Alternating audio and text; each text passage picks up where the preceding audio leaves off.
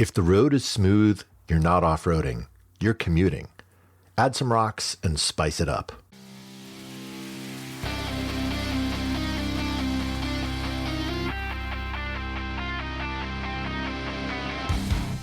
Welcome to the Throttle and Roast podcast. I'm your host, Neil Smearshart. In today's episode, I'll be looking at two types of riding done by motorcyclists, off-road and street riding. While these are different styles, there's more overlap than you might think at first glance. And with ADV and dual sport, there are riders who regularly combine the two. If you've ever wanted to know about the other side of riding, this is the episode for you. So let's start with a little bit of basic definition. So off-road riding is typically best defined as off pavement. Now, in some cases, the paths aren't well defined, at least compared to roads.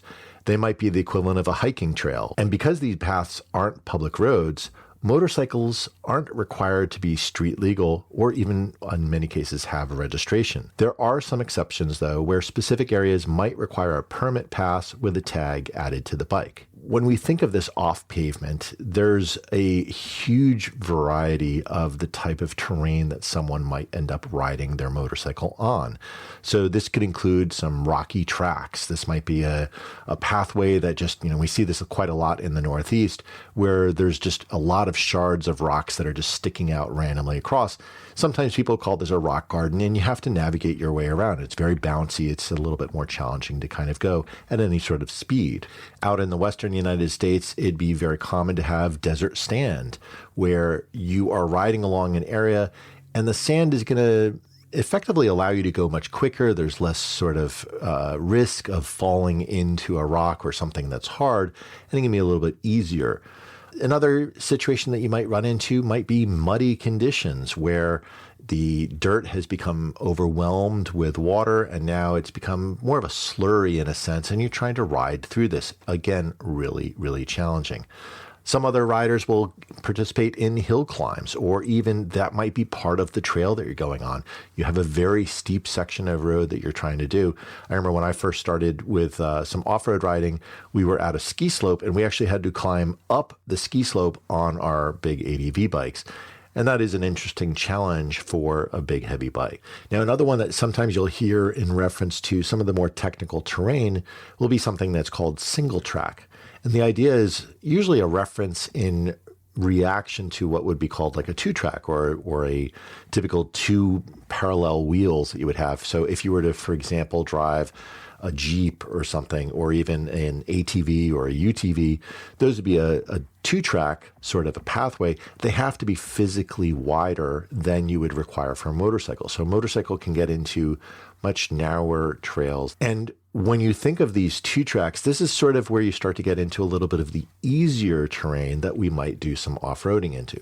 So as I said, two track will be a little bit easier terrain. You're not having to navigate in a really tight space. Oftentimes you might be navigating between two trees that are very tight. That's why it's only a single track. Or you might have other obstacles on either side of the trail that you're riding along.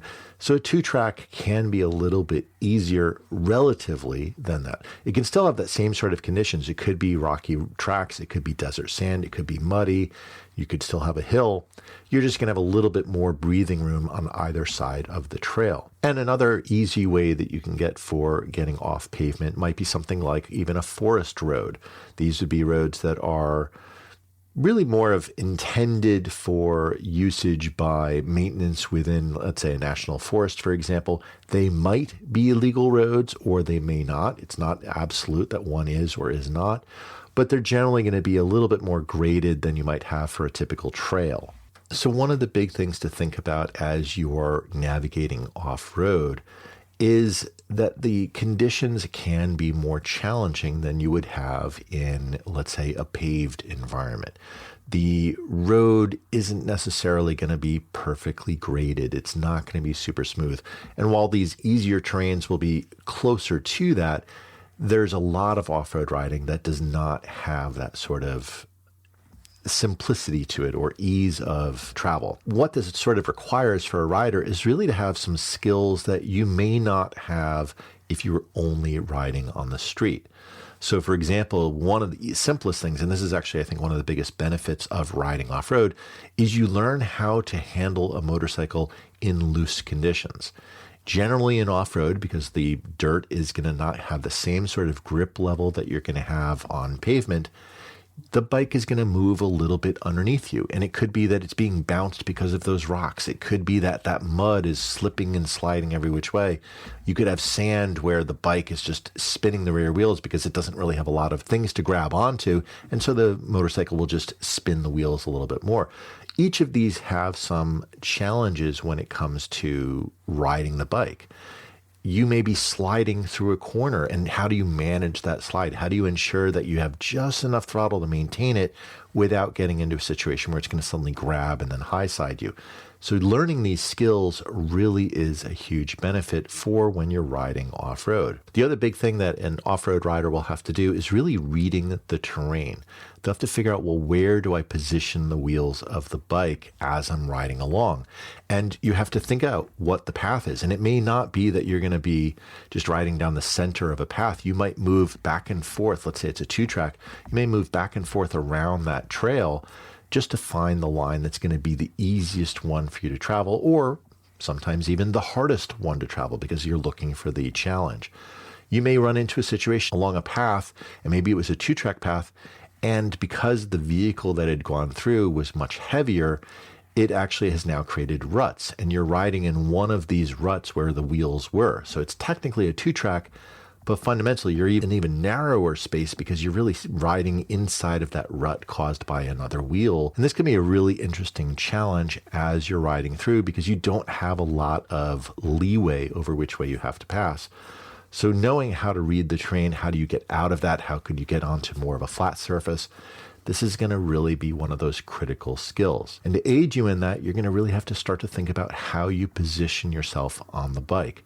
Whether you lean forward, whether you lean back, that's going to change the weight balance that's going to be on the bike. So if you're trying to get over an obstacle, you may lean back just to unweight that front wheel, make it easier to travel over an obstacle. You may also do side to side. And in this case, you may push the bike out from underneath you.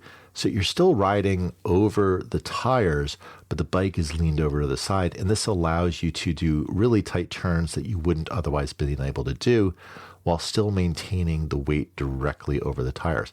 So this positioning of the bike is really a skill that we have to learn as we're doing off-road riding. Now, if you're hearing all this and going, wow, this sounds really cool, off-road riding has got some really interesting stuff to it. It is absolutely true. But there are some things that make this a little bit more challenging than if you were to do street riding. And one of the biggest ones, and this is where there are a lot of organizations that are fighting for it, is access challenges. More and more areas each year are cut off from any type of motorized vehicles in an effort to preserve the nature. And the thought being that the loud noise of unrestricted engines and the tearing up of the terrain can cause harm to the environment and to nature. And this is especially prevalent in some of the wilderness areas in more populated parts of the world. Like here in the Northeast in the United States, we have a relatively small number of available true off-road riding areas, and that number is dwindling every single year. Similar situation happens in much of Europe, where there are not a huge number of true off-road riding areas, certainly not in wilderness, because it's a fairly densely populated area within most of Europe. So access really becomes a challenge if you are to get a motorcycle into those areas and then be able to ride around them. Now, that doesn't mean that there aren't some things like green lanes that you might see in the UK quite frequently, but that is not quite the same as a really challenging off-road area. You are off pavement, and those areas are still more common, but the real technical terrain is becoming harder and harder to get to. Now, another challenge of off-road motorcycles is you really require another vehicle to transport the bike to the riding area. Most of the motorcycles do not have license plates. They are not legally allowed to ride on pavement. So you need some vehicle to take them. Now, this could be a pickup truck where you stick it into the back of the bed. It could be a trailer that's carrying the bikes. But in both of these situations, you have an extra cost associated with the support items that increases the effective cost of that dirt bike. And this may be a hindrance and a limitation onto some people to add in off-road riding for them. Now, if you already live in an area where you already have a pickup truck, it's less of a additional cost because you already have it. But if you have a normal car, let's say, and now you're thinking of adding in off-road riding, you're going to have to either get a trailer for that car or you're going to have to get a pickup truck to be able to transport your off-road motorcycle. Now, there are some things that when you start to think of the motorcycle itself that you have to be mindful of. What is this going to require maybe if I'm coming at it from being a street rider into off-road? Well, the first thing is that the speeds in general are slower than you would have on the street. And if you think of it, it makes sense. If I'm going through more technical terrain, I'm not going to be doing highway speeds riding through technical terrain. Now, that doesn't mean that there aren't riders who are out in the big desert sands and might be doing 50, 60, 70 miles an hour, but it's in a wide open area. But as you get into the really challenging technical terrain, you might be going 10, maybe 20 miles an hour. So you're not going to be going that fast, certainly not in a single track environment. So the number of miles that you might travel in a given day is going to be relatively much lower. And because of this, most dirt bikes, instead of having an odometer that will keep track of the number of miles or kilometers that they've traveled, will actually have an hour meter to keep track of how long the engine has been running. That's what you're going to use for your maintenance routine. And as I alluded to earlier, licensing, because these aren't used for the street, they will typically not have the same sort of licensing restrictions that you have in a full motorcycle. And there's even bikes that are made available for really young riders, even as low as like 3 or 4 years old, where they can start to develop their skills much earlier. So if you wanted to introduce your kids into riding, an off-road bike is oftentimes a really effective way to be able to do that. And the bikes compared to a full street bike are going to be significantly cheaper for these certainly earlier stage dirt bikes for young children. And there's actually a lot of countless examples of riders who started off on dirt bikes and then moved into street riding because they learned all of those skills early on and now added in the repertoire of riding in the street. So that's a perfect segue for us to start talking about street riding. And street riding requires a motorcycle that is produced to be street legal. Now, this requires at a minimum turn signals, brake signals, headlights, a horn. And that's pretty much the main requirements that you'll see in pretty much any jurisdiction around the globe. Now, some areas, for example, in Europe, will also require an anti-lock braking system. And this is just to add another layer of safety on top of the bike as you're riding in a more street-oriented environment and you may need to do a panic stop and you want to have the brakes be able to avoid locking up. And the interesting thing is in off-road, we sometimes intentionally lock up the tires because it allows us to maybe pivot the bike or rotate the bike faster. So there are reasons why we might want that. And so ABS is often, if it's even a bike that is being used on off-road that does have ABS, we may turn it off for when we're riding off-road. Now, the other big thing with street riding is that some jurisdictions will have different tiers of licensing that have more restrictions in the more junior levels, like power restrictions. A great example would be the A1 license in the UK, which has age, engine capacity, and power limits. While an A2 gives you a little bit more power options, but it's limited to older riders. And then a full A license is going to have no power restrictions anymore, but there is still an age limit. It's generally going to be much later in terms of the age before you're allowed to acquire that type of a license. There are some easier things of if you already had a more junior license to be able to transfer over to it.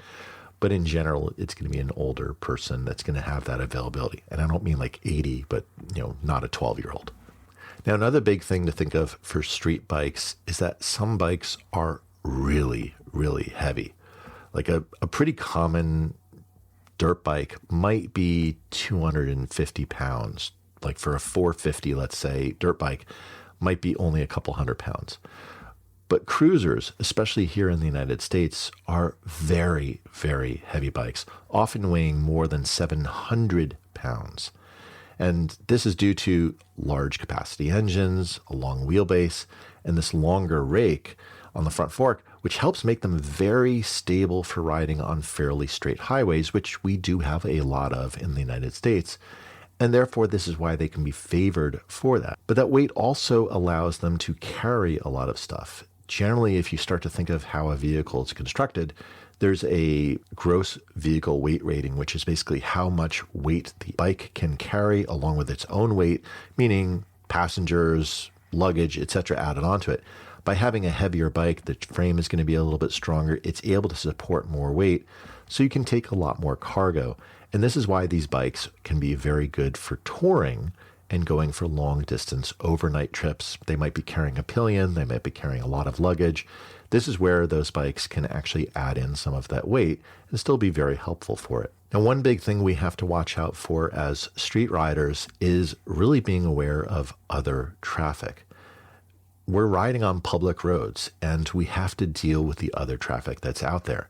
So having an awareness of how these other vehicles might behave, including turning in front of you, which is a very common accident for motorcyclists, requires a different set of skills than those who ride off-road.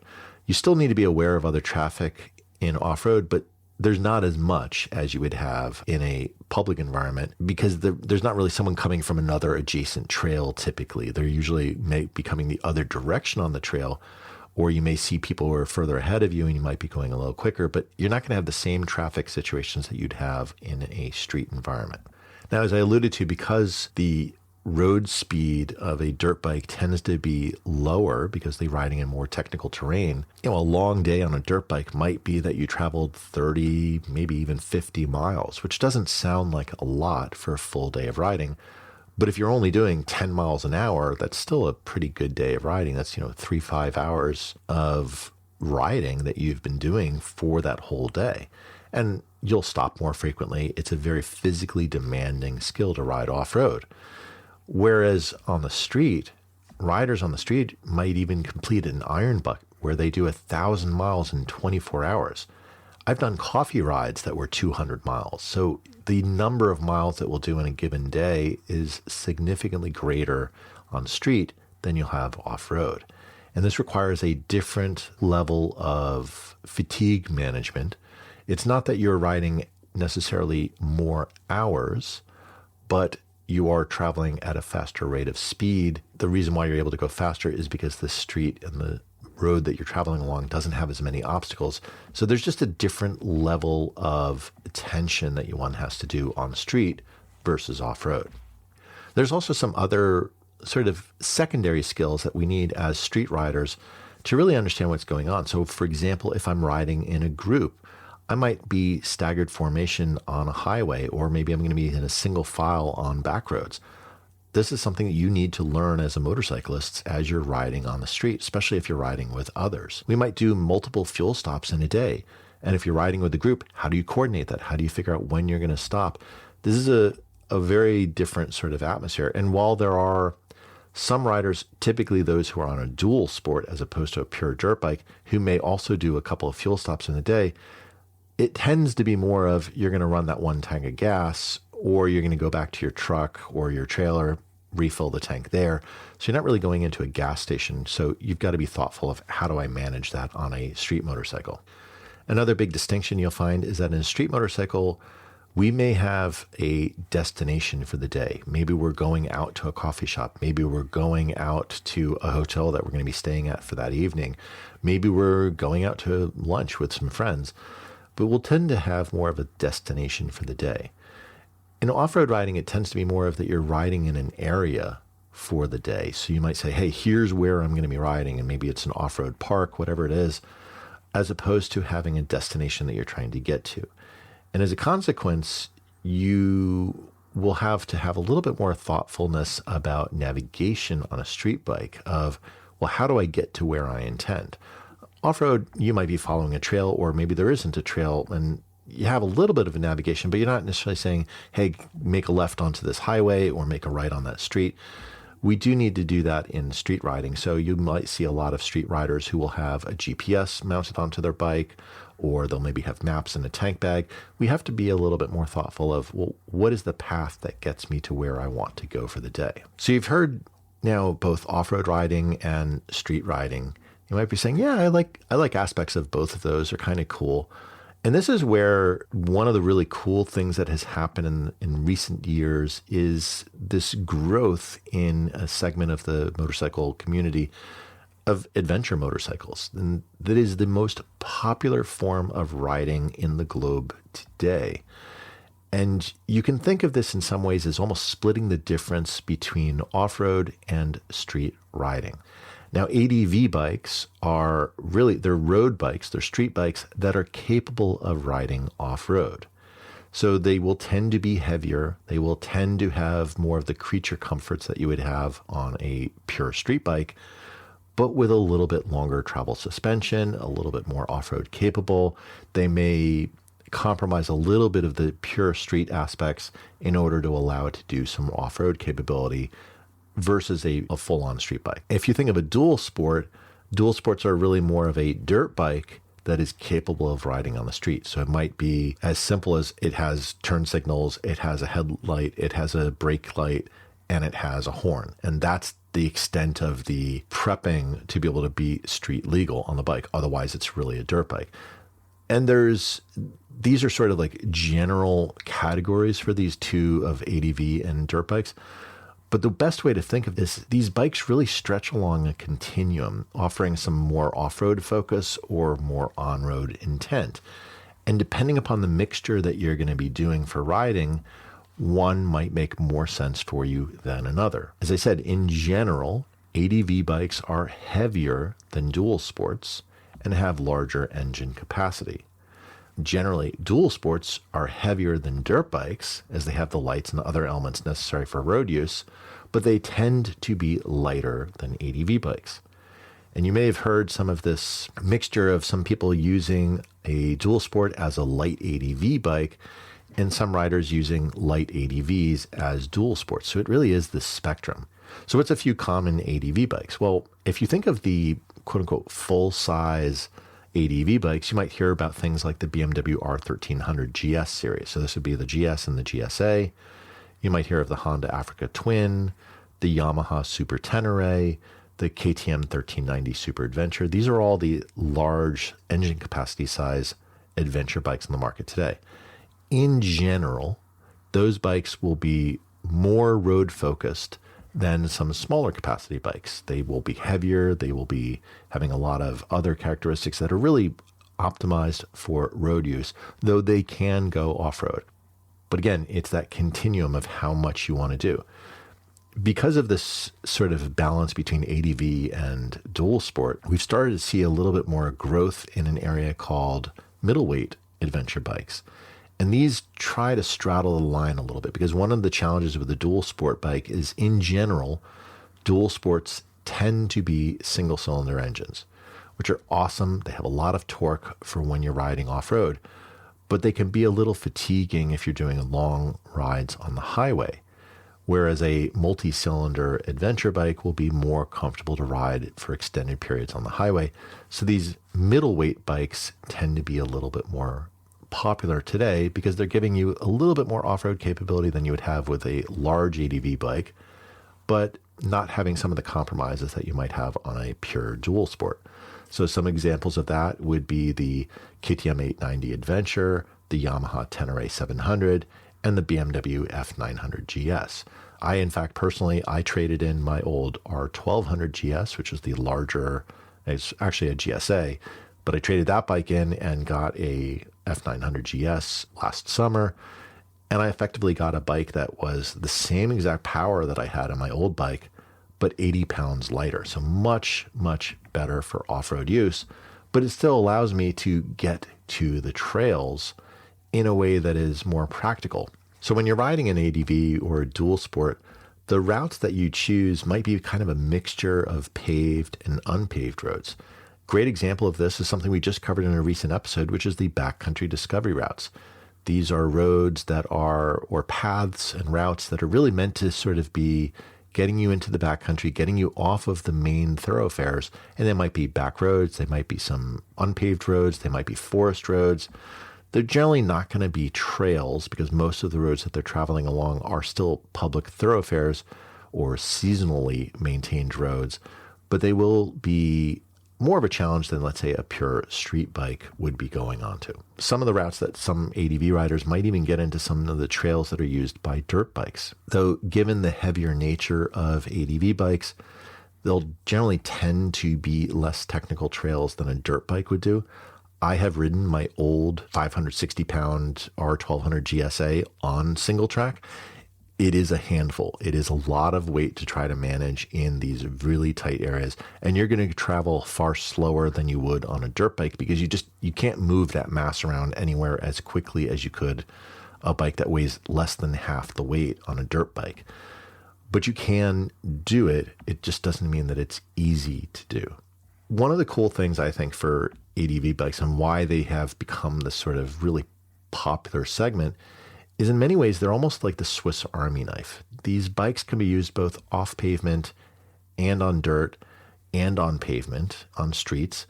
And so they have fewer restrictions on where they can be used. They're not really only limited into one or the other. Now, this affected me personally. While I love to do technical dirt, the number of available places to do it, especially here in the Northeast, just shrinks every year.